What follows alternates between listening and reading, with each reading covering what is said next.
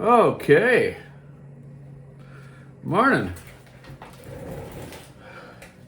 Yeah, you don't have to tell me. I need a haircut. COVID head. Gonna get one this weekend. Shave it right off. Get ready for spring. A little bit of aerodynamic, so when I go racing next weekend, my hair won't slow me down. I had a helmet on anyways, but whatever. You know what I mean. Can't wait. Next Friday. Yep. Go over to the old go-kart track. Hopefully it don't rain. Alright, so that was from start to finish of a 390, just an exhaust port porting on this one for now, just to show you kind of how long it takes me. It doesn't take that long. These grinders are great, you know. You can't beat these Ford-ones with the power they got and the tools I got, bits I got are just perfect. So yeah, that was basically, you seen it, the rough look at it.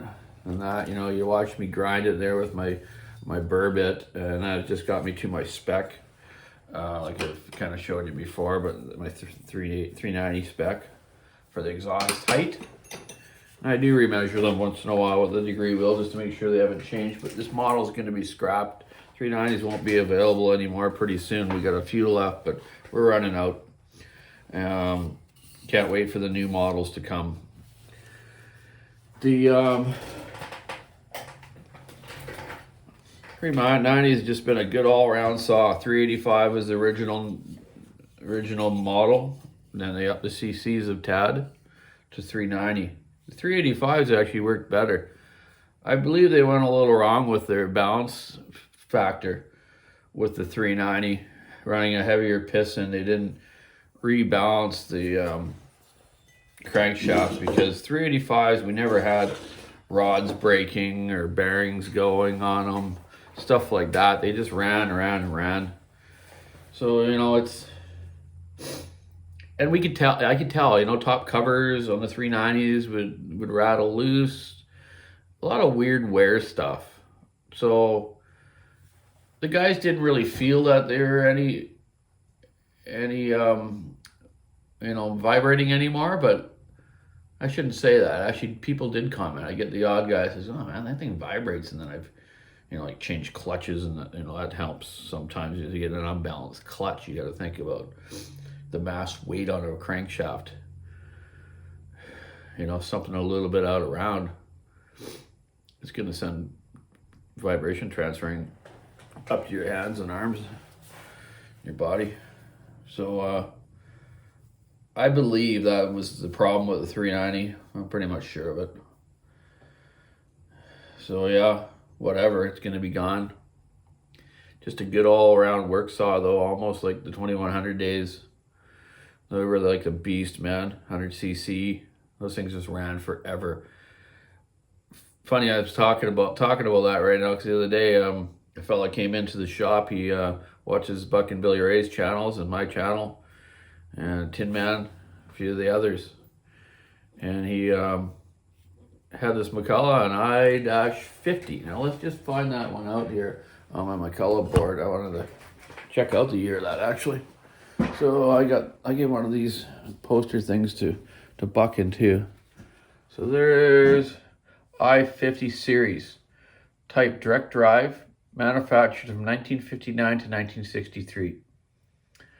Yeah, so they made the 150 series, 150, 151, 152, 153. Cool. So I got Buck in one of those. The thing's in prestige shape, and me and him we'll get it going, man. I got to go out and give it to him, and then me and him will do something with it.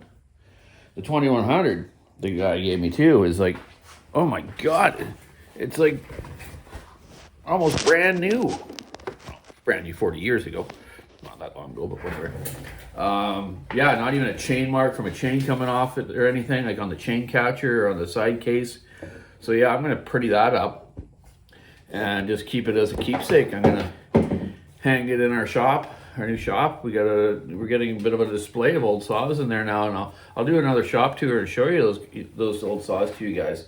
I've never been one for really rebuilding old saws and stuff. We used to give them away to a friend of ours in Gun Lake. He had a chainsaw museum, and I gave a lot to Buckin, and then at least they do something with them. They put them on display and, you know, make them run sometimes. But my dad lately, we had a few old saws laying around his old yard there, and he painted them up and brought them into our shop and put them on display. So I'm going to put a few more, and I'll give you a little shot of that if you're interested in some old stuff I got.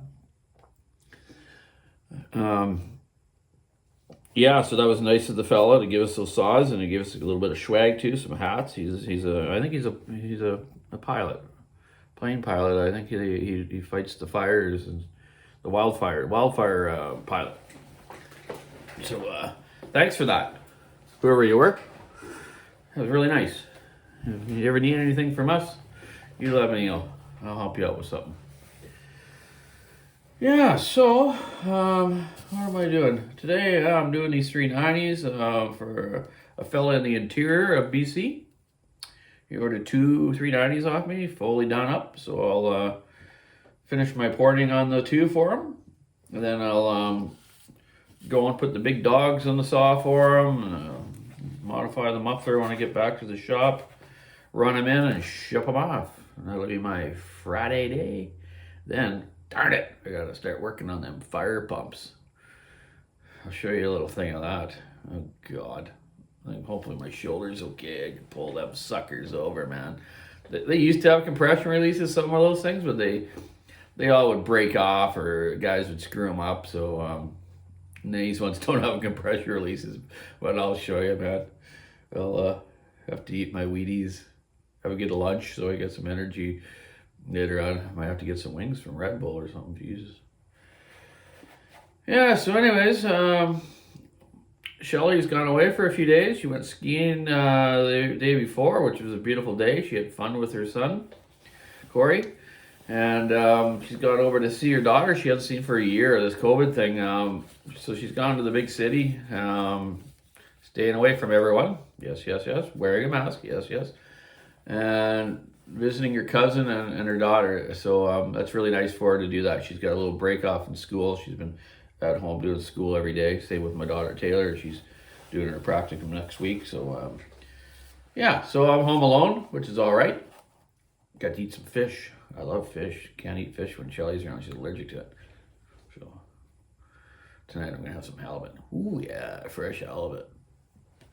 Then tomorrow I'm gonna finish the cart off, and I'll show you guys that tomorrow. Then I might run down to Victoria and help a fella out with a few pole saws he needs help with, and also pick up another go-kart actually from a friend of mine. He's just going to donate it to me for kids to try out in racing. So that's kind of my purpose with my kart racing these days, is to get people into it, families and kids, just like we had when I was young, and we all had a great time camping out together, racing together. Even though we raced each other, we're all buddies. We don't like fight or anything.